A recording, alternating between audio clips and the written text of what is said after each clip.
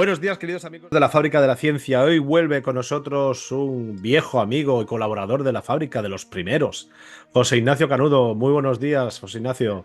Buenos días.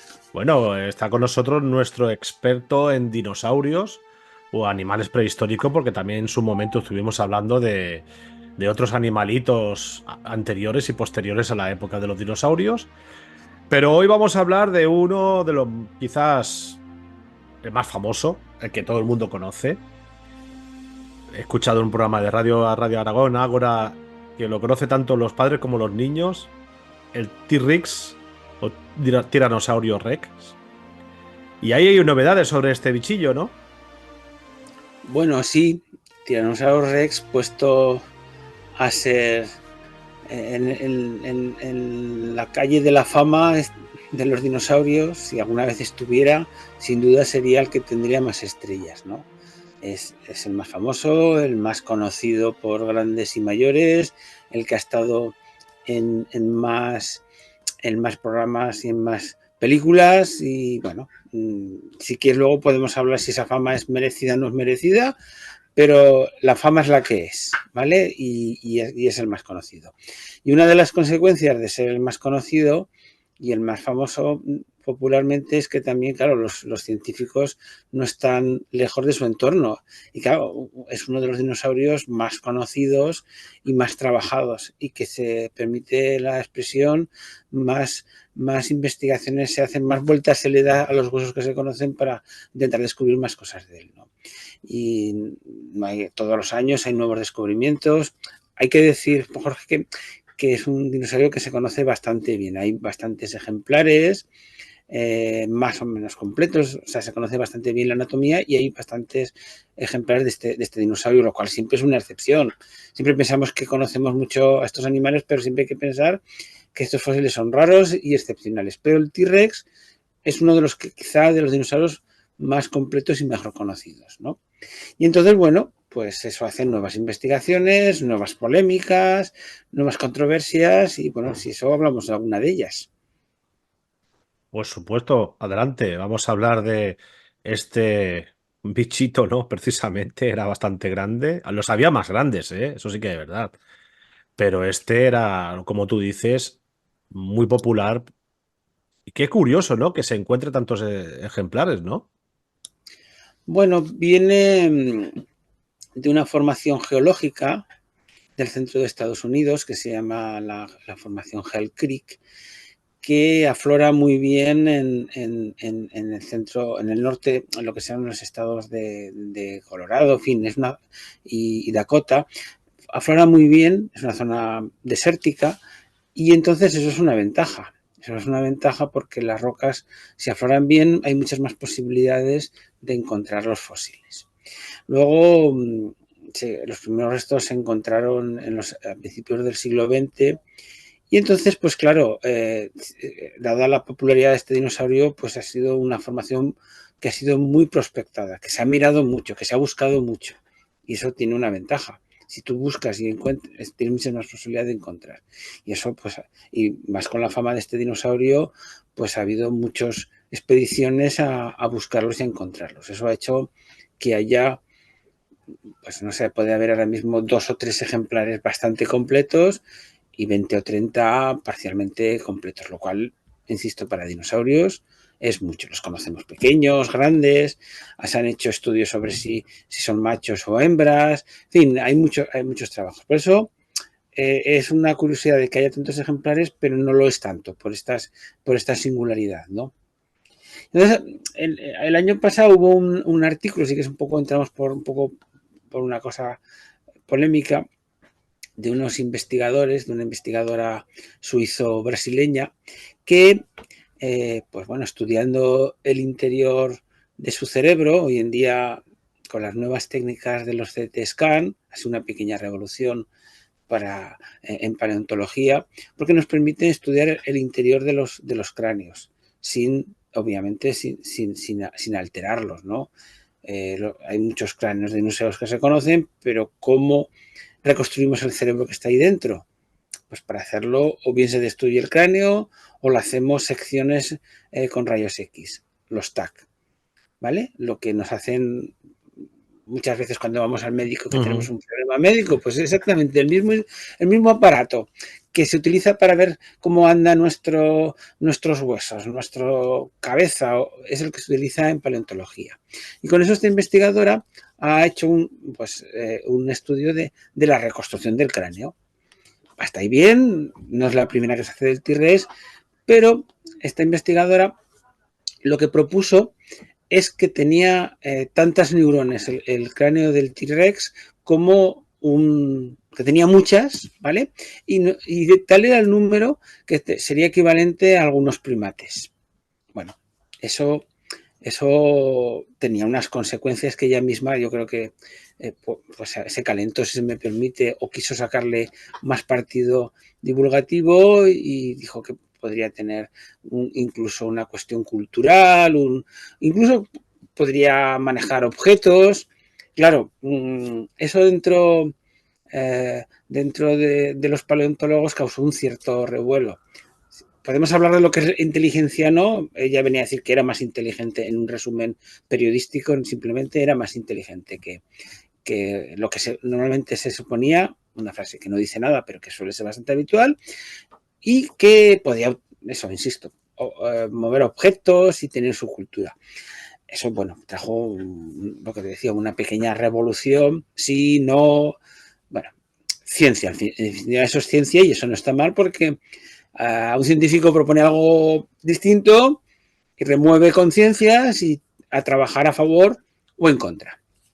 Y recientemente, pues ha habido un artículo publicado por un grupo importante paleontólogos que ha ido un poco a refutar estas observaciones de esta paleoneuróloga. Y básicamente se puede entrar si es inteligente o no es inteligente, eso es una cuestión que podemos entrar, pero que hay cuestiones que este trabajo tiene básicas que no contempla. Si todos tenemos en la cabeza que es un T-Rex, tiene una cabeza enorme, es un animal que tendría 13, 14 metros con una cabeza enorme. Pero bien, pero claro, no puedes comparar, al final tienes una cabeza grande, pues relativamente vas a tener un cerebro grande, pero eso hay que compararlo con el resto del cuerpo. Porque claro, al final un animal grande tiene muchas funciones que hacer. Entonces, claro, simplemente porque tengas un cráneo, un encéfalo grande, pero tu cráneo sea muy grande y tu cuerpo sea muy grande, no es comparable con un pequeño primate, que aunque tenga el mismo neuronas, no tiene tantas funciones que hacer. Por tanto, parece que ver al Tyrannosaurus Rex cogiendo palitos para darle golpes a otro Tyrannosaurus Rex, pues no parece muy adecuado, ¿no?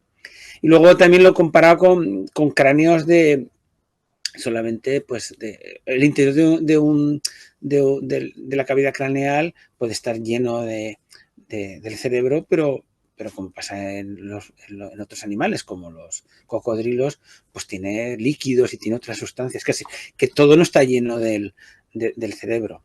Es decir, aunque esto es una cuestión un poco técnica, parece bueno, que es más un titular de prensa eso de que podía tener cultura y que podía casi subirse a los árboles y que podía, en fin, que tenía una gran inteligencia, entre comillas, parecida a la de un primate. Comparar un primate parece un poco alegre. Ahora bien, sí que podemos hablar de lo que es inteligencia y qué no es inteligencia, porque claro, eso es un tema muy interesante. ¿Qué cosa es inteligencia y qué no es inteligencia? El T-Rex, pues claro que era inteligente. Cualquier animal es inteligente. En el sentido, ¿qué llamamos nosotros inteligencia? Lo que hacemos los hombres de destruirnos a nosotros mismos, de nuestro medio ambiente. ¿Eso es ser inteligentes? Para nosotros no, somos los más inteligentes, pero sería muy discutible. Yo tengo unas pequeñas tortugas en casa, que ya tienen más de 100 años, las han ido heredando, y cuando sales al patio te vienen a pedir comida. Y te piden comida, te reconocen. ¿Ese animal es inteligente o no es inteligente? Lleva más de 100 años viviendo, sabe perfectamente dónde está la comida y quién se la tiene que dar. O sea, es muy discutible lo que es inteligencia. Siempre pensamos que la inteligencia es simplemente un aspecto relacionado con la cultura nuestra, pero es mucho más complejo. La inteligencia tiene mucho que ver en los animales con su capacidad de adaptarse al medio. Y evidentemente el Tyrannosaurus Rex tenía una capacidad enorme de adaptarse al medio porque fue un animal que vivió durante cientos de miles de años perfectamente adaptado a su medio. Por tanto, sería inteligente, ¿vale? Pero no culturalmente, que será un poco lo que esta investigadora había propuesto. Entonces ahí se plantean una serie de cuestiones muy interesantes que, bueno, que ha dado toda esta polémica. Hombre, lo que no me imagino nunca el Rex, el T-Rex, eh, utilizando herramientas, ¿no? Con esas manitas. Bueno, con las patas quizás, ¿no? Pero con esas manitas era casi imposible, ¿no? No, no, eso es un sinsentido.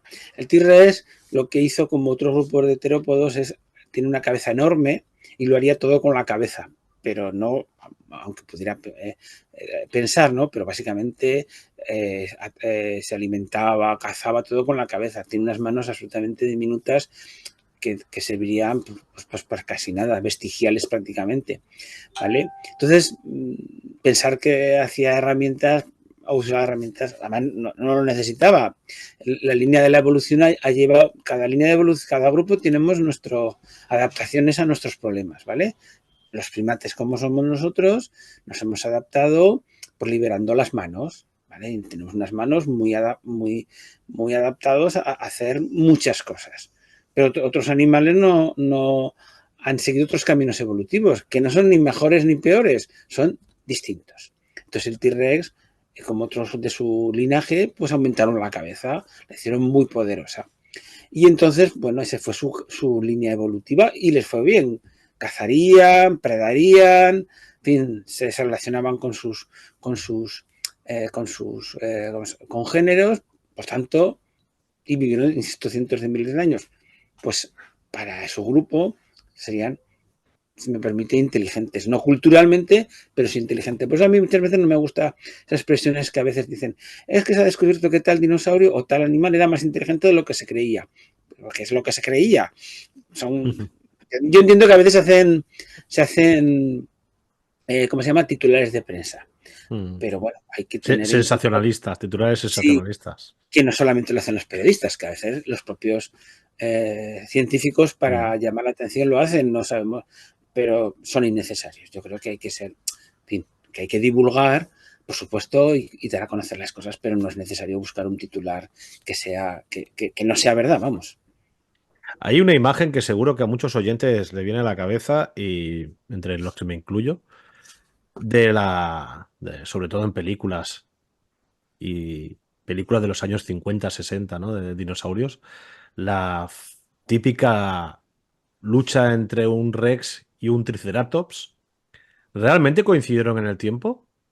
Sí, sí, sí.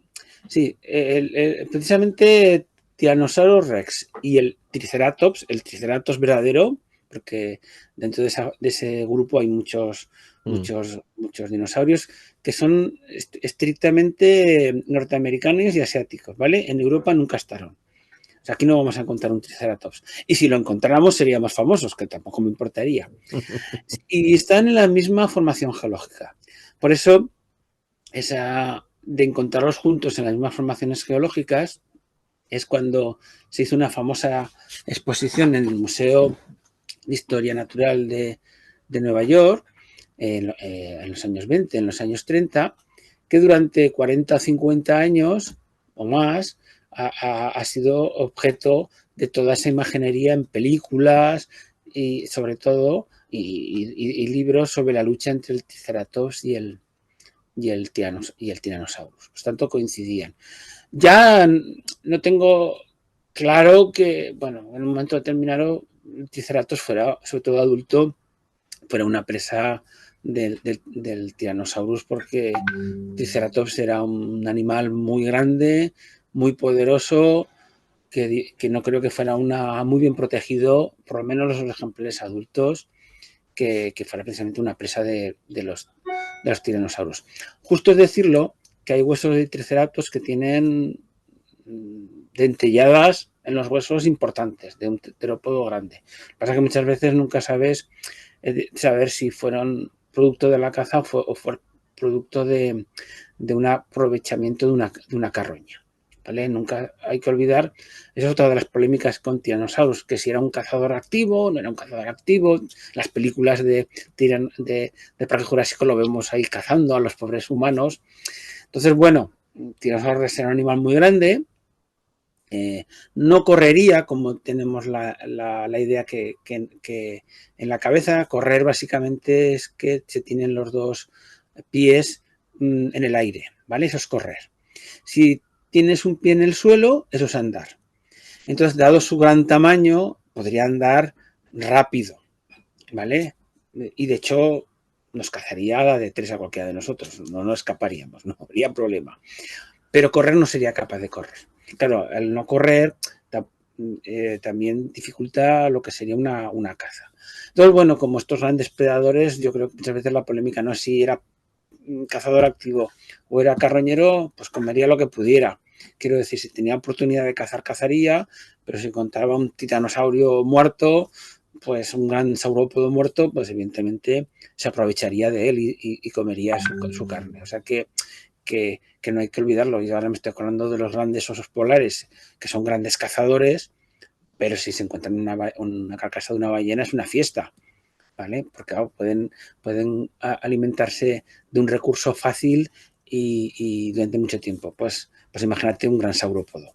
Por tanto, seguramente podían cazar, cazarían, pero se podían alimentar de una carcasa grande, se alimentaría. Y dentro de ellos estaría el Triceratops, que coincidieron con ellos. Una cosa curiosa es que tanto Triceratops como Tyrannosaurus son posiblemente de los últimos dinosaurios que vivieron en la Tierra, ¿vale? Están en los últimos estratos antes de la caída del impacto del asteroide. O sea, vivieron cientos de miles de años antes del límite y posiblemente fueron unos de los que los mató el final o el impacto o todo lo que hubo alrededor de la extinción. Eso sí que lo sabemos. De hecho, algún resto de Triceratops que son de los más modernos que se conocen en el registro fósil. Casi junto con la capa de iridio en el centro de Estados Unidos. O sea que sí que convivieron. Quizá alguno en algún momento, alguna pelea de entre ellos hubo, pero yo no creo que el Tyrannosaurus, a no ser que lo tuviera enfermo, en fin, tuviera a los Triceratops como una de sus piezas más preferidas para predar. Sí, eso al menos es lo que yo pienso. Sería como un equivalente a un rinoceronte o un elefante contra leonas. Exactamente. Que les cuesta, se lo piensan las leonas antes de atacarle. A Tienen no que ser estar. lo que tú dices, que estén enfermos. Exacto. O crías. El cráneo del Triceratops es muy poderoso, tiene una serie de protuberancias. Primero tiene todo lo que es la zona es un cráneo muy especializado, el que si lo tenemos en la cabeza, tiene una especie de gárgola que le va hacia atrás que le protege todo el cuello. Que el cuello siempre es una de esas partes que los predadores van primero, es una parte delicada y van primero. Entonces esa parte la tiene protegida. Y luego no olvidemos que tiene unos grandes pinchos, si se me permite, unos grandes cuernos que evidentemente podrían hacer mucho daño. Y luego era muy grande, simplemente por su peso, cualquier patada o cualquier golpe, pues evidentemente sería podría ser peligroso o mortal para el tiranosaurus. Como las leonas, lo dices muy bien, los leones, si se pueden evitar cazar un rinoceronte, no lo cazan. Si incluso animales como búfalos, se me está viendo en la cabeza, si no sé que están enfermos, prefieren no atacarles porque al final, claro, en fin, les puede costar a ellos la vida. Ahora bien, la necesidad premia. Entonces, pensemos que tenemos que aplicar siempre los modelos de vida actuales a los del pasado. Bueno, antes de pasar a las novedades paleontológicas de España, vamos a hablar bueno, cada día se descubren miles de especímenes de dinosaurios, animales prehistóricos en general, pero sí que es verdad que hay algunos que se destacan más que otros, ¿no? Repito, antes de pasar a la actualidad española. En los últimos meses, espécimen interesante que diga, jo, este nos faltaba en la colección o por tamaño o por lo que fuera?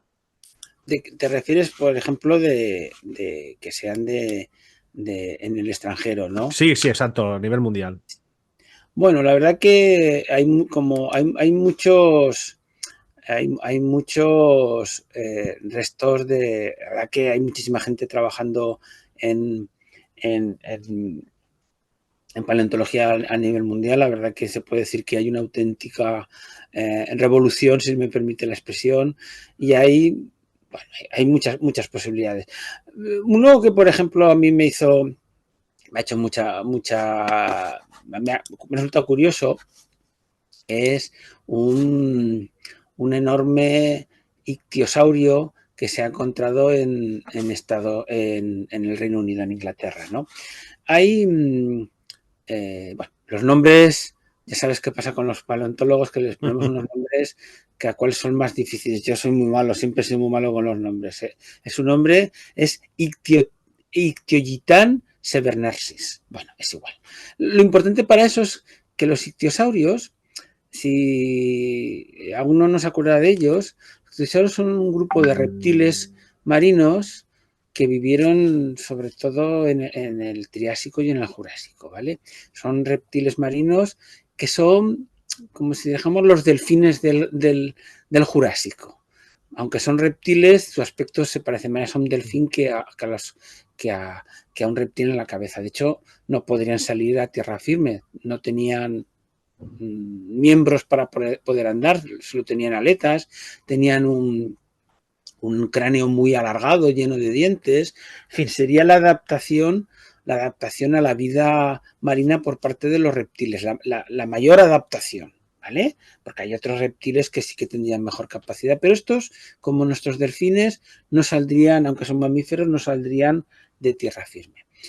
Solían tener un tamaño grande, 6, 7 metros, pero claro, de repente se encuentra uno que se ha calculado que tendría 25 metros de longitud, que sería de un tamaño absolutamente gigantesco, desmesurado, del tamaño de una, de una ballena azul, ¿vale?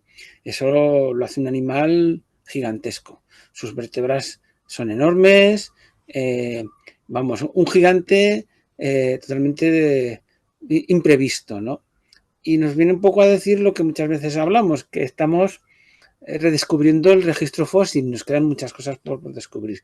Y sobre todo el tema de los gigantismos que se ha ido dando en diferentes sitios y en diferentes lugares y en diferentes grupos y cada vez encontrando uno más grande. Pues este es mucho más grande, como el doble de cualquier ictiosaurio que se había encontrado hasta ahora, y era impensable, ¿no? Entonces, bueno, este animal sería un animal que comería sobre todo peces, que comería cefalópodos, ¿vale? Y sería un predador muy activo, muy activo. Y de ese tamaño, prefiero no pensar la cantidad de alimentos que podría tener, ¿no?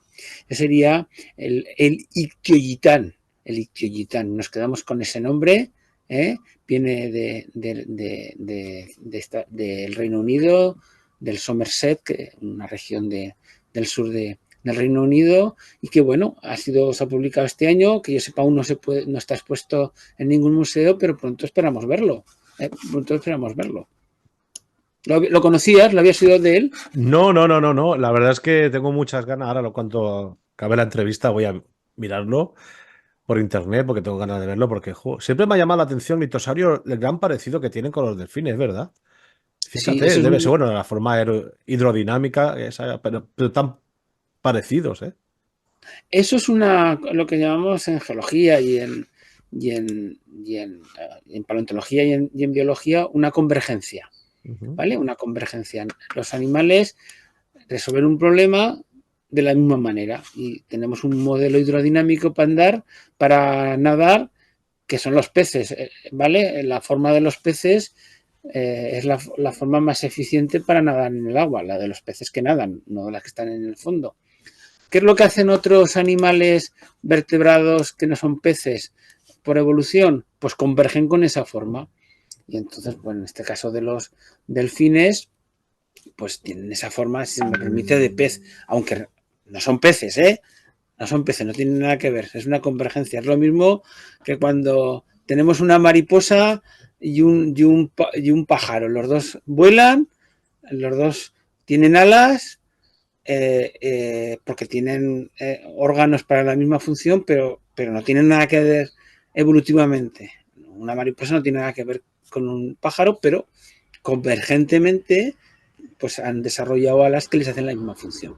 Por lo mismo, los ictiosaurios son muy convergentes con los delfines y así como son muy convergentes con los peces, aunque evolutivamente son historias que no tienen nada que ver, están separados, muy separados en sus líneas de evolución. Por tanto, eso es un caso muy bonito de convergencia morfológica que se da mucho en el registro fósil, ¿vale? Y también lo podemos ver hoy en día.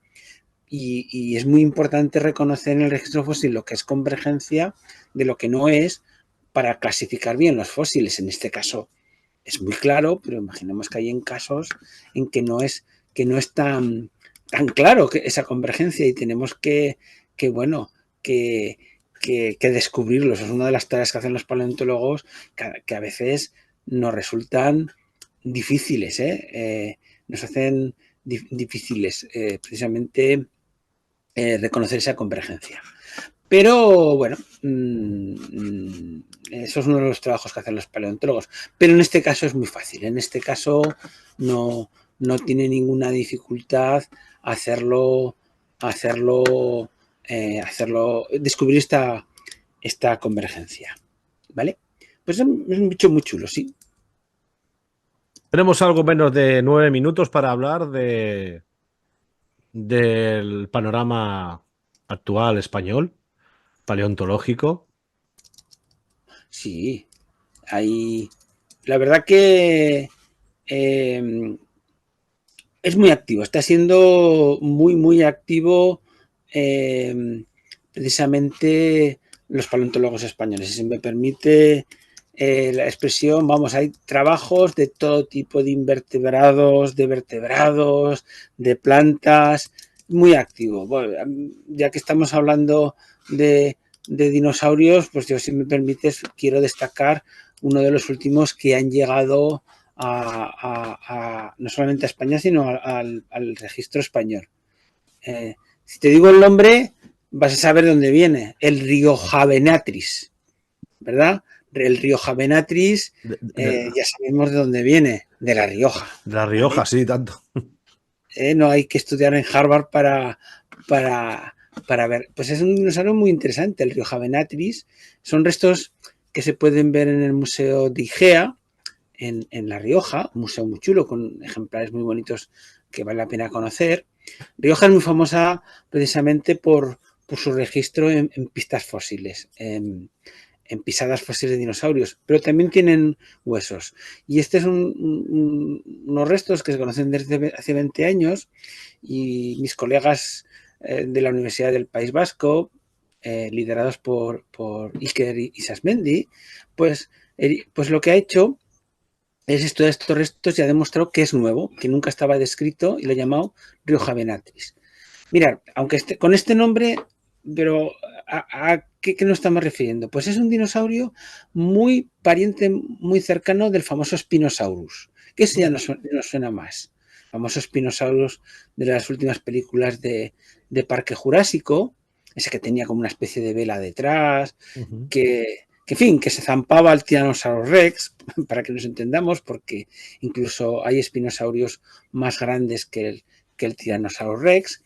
Y tiene un cráneo muy curioso, un cráneo muy alargado, más parecido al de un cocodrilo que al de un dinosaurio. Es un dinosaurio muy famoso porque en los últimos años se han hecho muchos estudios sobre si era capaz de nadar. Incluso hay investigadores que piensan que era totalmente acuático.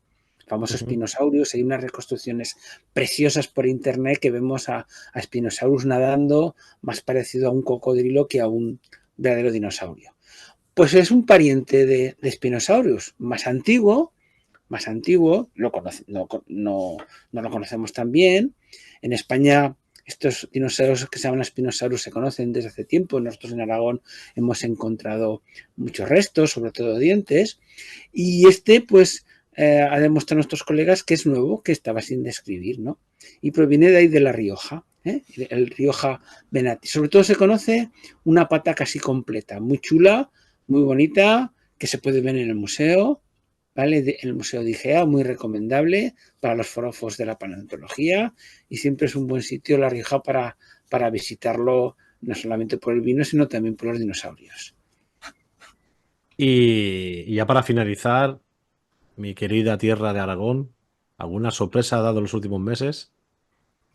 Bueno, nosotros, no sé si llegué a contar, a hablar, llegábamos a hablar del tema. Durante los últimos años hemos excavado un gran saurópodo, gran Sí, dinosaurio sí. saurópodo, ¿vale? Que ya está sacado, se ha recuperado más de la mitad del esqueleto, con unos huesos perfectamente conservados hasta el más mínimo detalles, y que ahora mismo está en el proceso ya muy adelantado, más complicado, que es prepararlos y limpiarlos.